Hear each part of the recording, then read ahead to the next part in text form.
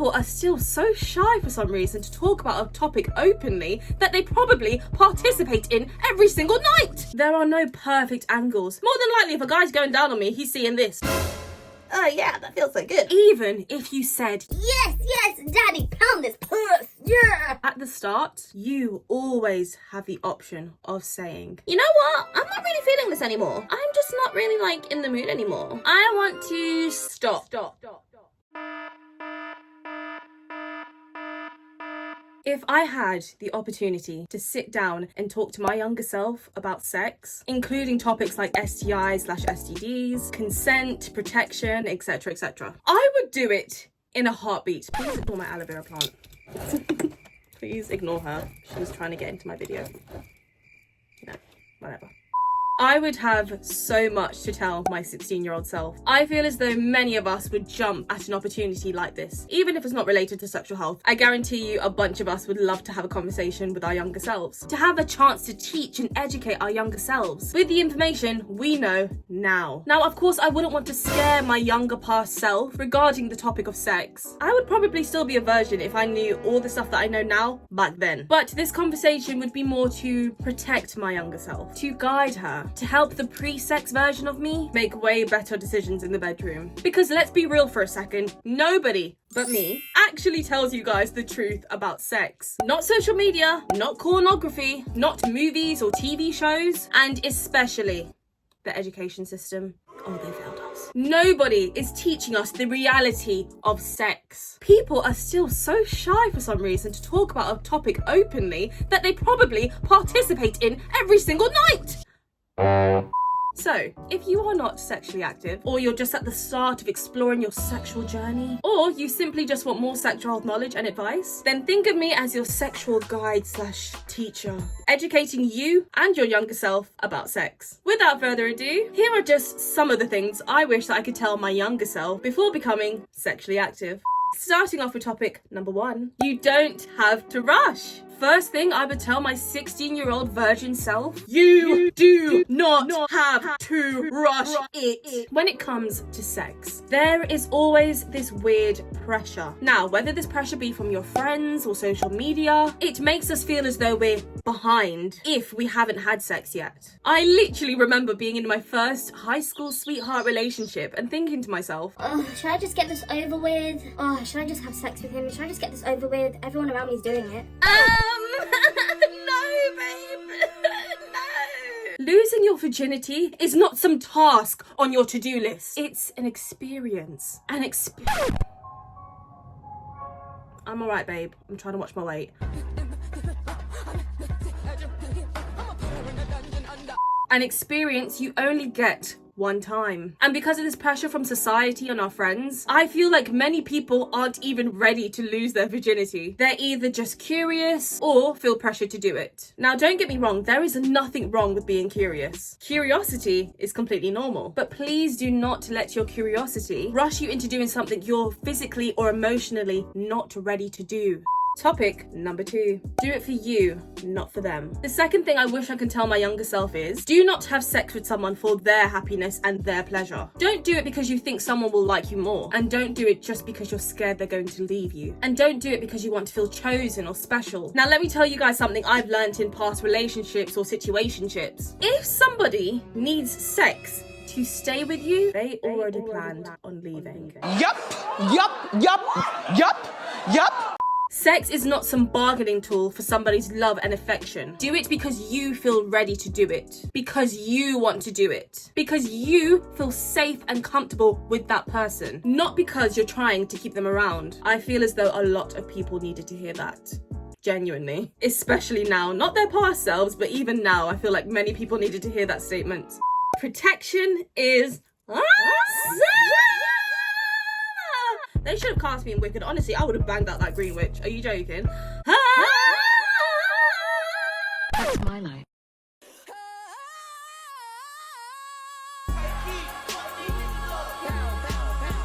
The third thing I wish I could tell my younger self is protection is your best friend. I don't care. We all need to stop acting as if condoms is this big fat boner killer contraption, or that it kills the mood or ruins the moment. You want to know what really ruins the moment? AIDS. No, but for real, guys, condoms will help you avoid so much unnecessary stress, panic, or help you avoid situations where you're Googling, why is my vagina burning? Why does it smell like fish? or why does my penis burn when I pee, bro? at 2 o'clock in the morning. Now, those factors are what truly ruin the moment or kill the mood. Use protection, wear a condom, get regular 6-month testing. To be fair, my younger self did do that fairly. And to understand that pregnancy risks are a lot more common than we realised. And if anyone makes you feel weird for wanting to wear a condom, send them my address. Lock and loaded. I'm joking, but yes, if anybody makes you ever feel weird for wanting to wear a condom, that right there is your one and only sign not to sleep with their ashy ass. Yeah. Imagine making somebody feel weird for wanting to protect their sexual health or to protect their body from infections. If anything, they're the freaking weird one. That's weird. Why would you not want to protect yourself from STIs and STDs? Weirdo. You may feel a lot after. Oh my gosh, when I tell you, nobody talks about this enough. Oh my gosh. But another thing I wish I can freaking tell my younger self about is the emotional side of sex. The emotional side to sex. Sex is not just this physical thing that we do with our bodies. It can very much create emotional attachments too. You may catch feelings. You may end up feeling attached to the person. You may feel so confused after, or even feel a little bit sad or a little bit empty inside afterwards. Let's say hypothetically you just want sex and sex only. No strings attached, no relationship, no bollocks. You match with someone on Tinder and, well, y'all have sex. You guys have sex, you guys get freaking. And then all of a sudden you start gaining these weird feelings even though it was just meant to be sex and sex only. And then you start having these thoughts and thinking to yourself, why do I suddenly care about this man's existence? Why do I all of a sudden care how this girl gets home and if she's home safe? or you just don't feel anything at all. And I know that can be very confusing too. But please know that all of these reactions and emotions are completely normal after having sex with somebody. Sex can open so many emotional doors for you mentally that you didn't even know were there. So for anybody who needs to hear this, please be prepared for that and be gentle and patient with yourself. I know my younger self would have been very grateful for that information. Very grateful with the emotional precaution. Communication is everything. This may sound like an obvious, repetitive, common one. I don't care. But I will keep bringing this up until the day I... Just kidding, I'm not gonna die like that. I'm gonna die so pretty, like... Okay, anywho. Communication can truly and genuinely separate a great sexual experience from a bad one. When communicating with your sexual partner, you need to be able to vocalize for yourself in these 3 ways. Say what you're comfortable with and not comfortable with, ask questions, and speak up for yourself. If you feel as though you can't do any of these 3 things, or simply just feel uncomfortable vocalizing for yourself, I got bad news for you. I don't think you're ready to have sex, or I don't think you're ready to be fully sexually active. Yet.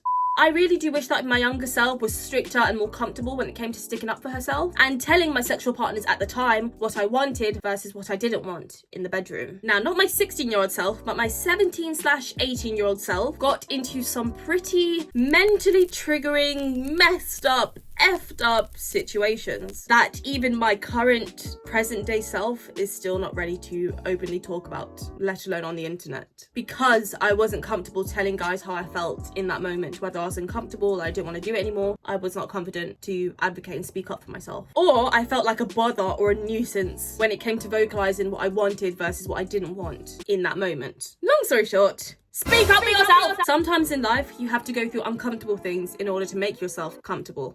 It won't be perfect. Now, as a 16-year-old about to lose her virginity, when I tell you guys, I was so excited up in this bitch, I was so gassed. I could not wait to feel this new, sexy feeling that society had been hyping up for years. I was ready. I could not wait to lose my virginity. And then it happened. When I tell you, it was the most underwhelming feeling I have ever felt in my entire life, even to this day. After it happened, I remember thinking to myself, was that it? Are you joking? Was that really sex? Why on earth are people hyping this up? I felt better humping my pillow. Was that genuinely it? This is the harsh reality of losing your virginity. More than likely, your first time is not going to be perfect. You may feel awkward going into your first sexual experience. You may feel a bit uncomfortable, a bit nervous, and more than likely you do not have a single clue on what you are doing. And guess what? Neither do they! And more than likely, they're feeling all the same nerves and emotions that you are feeling too. They may seem confident and comfortable, like, yeah, baby, you ready to do this? You ready to suck on my schlong? but I promise you, more than likely they are feeling the same emotions and feelings and nervousness that you are too. I cannot stand, in fact I rather loathe, the way our younger selves were fed this false narrative that our first time in the bedroom had to be this beautiful, whimsical, magical, romantic moment, like some spicy, sexy movie. Steamy movies and pornography are nothing like sex in real life. You can't edit out the bad parts. There's no sexy background music, unless you put some on, which I do. There are no perfect angles. More than likely, if a guy's going down on me, he's seeing this. Oh yeah, that feels so good. No slow-mo, no filters, no effects, no wind Blowing through your hair. Sex is messy and filled with not so cute facial expressions. Awkwardly switching positions, sweat and stains and funny noises and funny smells. Do you want to know why all of this stuff happens? Because sex is real. This is the reality of sex. And those little quirks like stenches and stains and facial expressions are those little quirks that nobody openly talks about. Is all the reality of sex. I feel as though losing my virginity would have been a much better and actually pleasurable experience if I was actually prepared for this reality, for all of these realities. And finally, your body, your rules. Now this one is the most important one of all. I wish that my younger self knew that her body was hers only, no matter what any guy said to make her feel as though it wasn't. Even if you said, Yes, daddy, pound this puss, yeah! at the start, you always have the option of saying, you know what, I'm not really feeling this anymore. I'm just not really like in the mood anymore. I want to stop. It does not matter where you are during the intercourse, whether you're just beginning, whether it's during, whether you're about to finish, you always have the power to change your mind. Even when you're literally mid in the moment and you feel like it's too late to stop, no baby. It's never too late to say stop or no. For example, oh yeah, daddy, pound this puss. Oh, I'm not feeling this anymore. Stop! I don't want to do this anymore. Can we watch Family Guy? Easy as that. And if they don't respect that and they keep going, call the police. Because that is a criminal offence.